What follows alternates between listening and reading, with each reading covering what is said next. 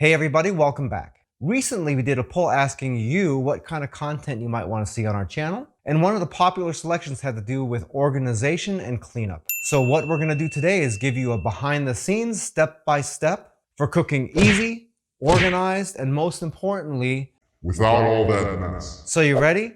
Let's get into this.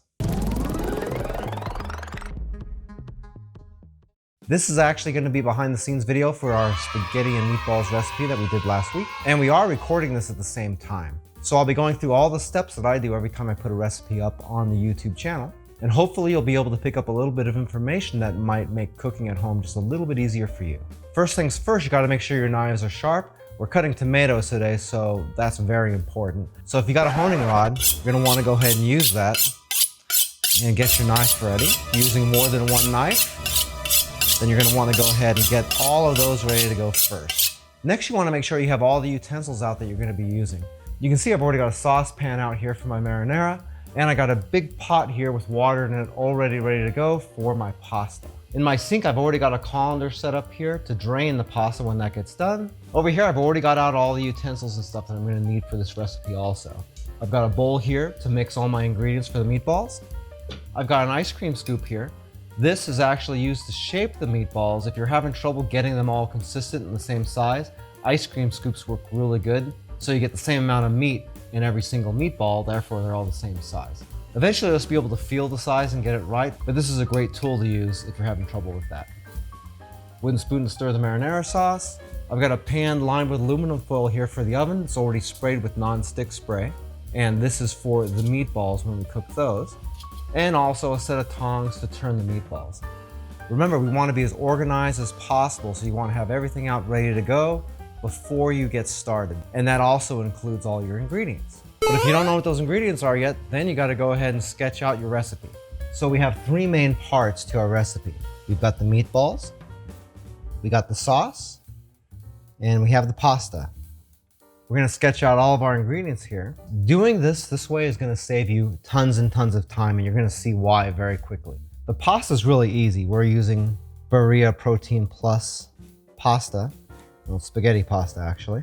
And in the pot, we're going to add a tablespoon of salt and a tablespoon of oil, just to help that pasta not stick. For our sauce, we want 2 pounds of diced tomatoes. We're going to need 2 tablespoons of olive oil, 2 tablespoons of minced garlic, 2 tablespoons of minced shallot, a tablespoon of pepper, half a tablespoon of oregano, half a tablespoon of salt, and a pinch of crushed red pepper. For our meatballs, we're going to use 1 pound of ground turkey, 2 eggs, large ones actually, a half cup of grated Parmesan, a 1/4 cup of breadcrumbs, 1 tablespoon of granulated garlic, 1 tablespoon of dried onions, a half a tablespoon of pepper, half a tablespoon of salt, half a tablespoon of parsley, a half tablespoon of basil, as I'm running out of space here, and last but not least, a half tablespoon of oregano. Now all of this stuff here are all dry ingredients, so they can all kind of get mixed together. You'll see that in a minute. Oh, in addition to the pasta, figure on 4 tablespoons of grated parm for a topping at the end whenever you're serving it. This way, what we have here is every single ingredient that we need to make our entire dinner. If we have everything on this list ready and prepped, then there's not going to be any scrambling looking around for things, and we're not going to have to worry about not having something and finding out in the middle of cooking. Very important. Now all we have to do is measure all this stuff out and set it all aside. The pasta part's easy because we're using dry pasta. So we'll put that over here. Then we'll measure out our salt, our oil, and our grated Parmesan. I've done this enough so I know what 4 tablespoons looks like. If you're not comfortable with that, go ahead and use the measuring spoons. Nothing wrong with that. Now we're gonna go ahead and measure out our turkey. A lot of people don't realize that if you take a bowl and put it onto your scale before you turn it on, then it will take the weight of that bowl into account. So it's gonna zero this out with the bowl on it. So now I can add a pound of turkey in here and I don't have to worry about the weight of the bowl being calculated into that. All right, close enough. We got our 2 eggs. And all the rest of the ingredients for the meatballs are dry ingredients, so we can just take one bowl and mix them all in there since they're all gonna go in at the same time. Grated parm, breadcrumbs, garlic, dry onions, black pepper, a little bit of salt, parsley, a little basil, and our oregano. That does it for our ingredients for the meatballs. And then you're gonna set this with the meat. Okay, for the sauce, we got our olive oil, a little bit of black pepper, our oregano, our salt, and then we have just a pinch of red pepper here. Again, we have our dry ingredients here for the sauce. Now all we need is the garlic, shallot, and the tomatoes. You can see I've already minced my garlic here just to save a little bit of time. Now we're just gonna go ahead and mince the shallot. We can mix it right in there because they're going into the sauce at the same time anyway. And we're trying to cut down the number of plates we use. A tablespoon of shallot is gonna be about half of the size of this, so let's go ahead and cut that down now. And then all we gotta do is slice this up. By the way, if this is your first time here and you wanna learn some cool new recipes, get some great cooking tips and tricks and all sorts of other kitchen related things, then start now by subscribing to the channel and clicking the notification bell so you never miss a thing. And that goes ahead and goes into here. Now all we gotta do is prep the tomatoes. I went ahead and weighed these out ahead of time. And if you're gonna do that, just remember to go a little bit higher because you're gonna be cutting off the ends here and you're gonna lose a little bit of your ounceage. Now we can just go ahead and dice these up.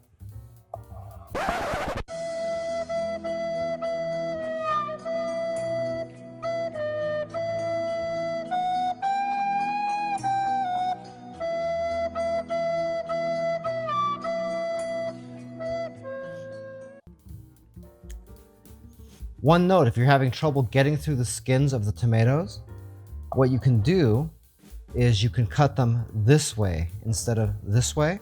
If you're going this way, then it's much easier to get through the skins.